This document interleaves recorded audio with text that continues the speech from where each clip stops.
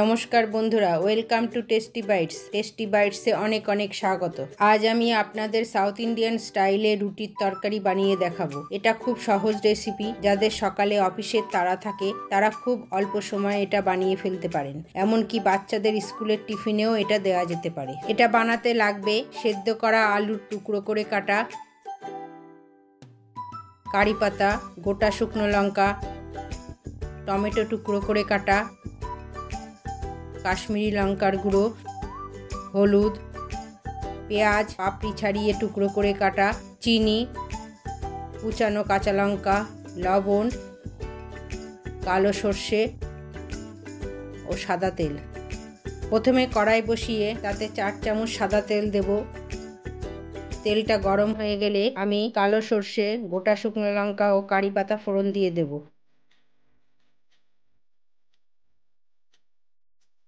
ফোড়নটা একটু ভাজা হলে তাতে টুকরো করা পেঁয়াজগুলি দিয়ে দেব।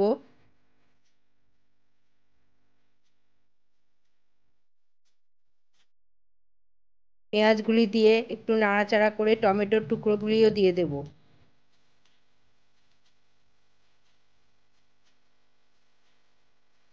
তারপর দেব সামান্য পরিমাণে লবণ। লবণ দিলে টমেটোটা তাড়াতাড়ি নরম হয়ে যাবে।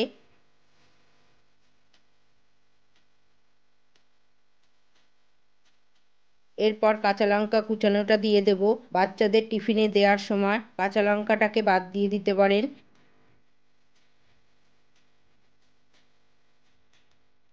এরপরে সবগুলি একটু নাড়াচাড়া করে দিয়ে দেব সেদ্ধ করা আলুর টুকরোগুলি।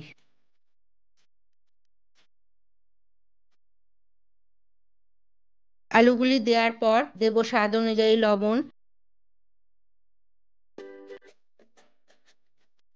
এরপর দেব হলুদ ও কাশ্মীরি লঙ্কার গুঁড়ো।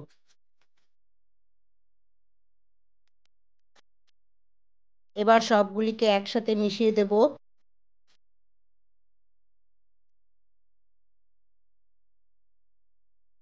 এরপর দেব সামান্য পরিমাণে চিনি।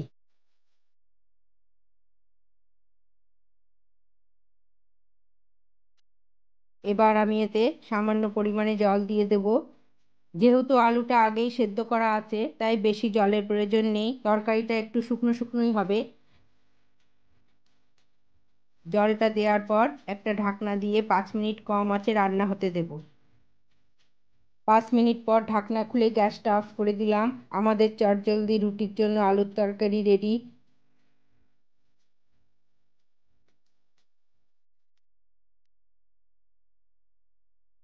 এবার একটা সার্ভিং বোল নিয়ে পরিবেশন করব সাউথ ইন্ডিয়ান স্টাইলে তৈরি রুটির জন্য আলুর তরকারি।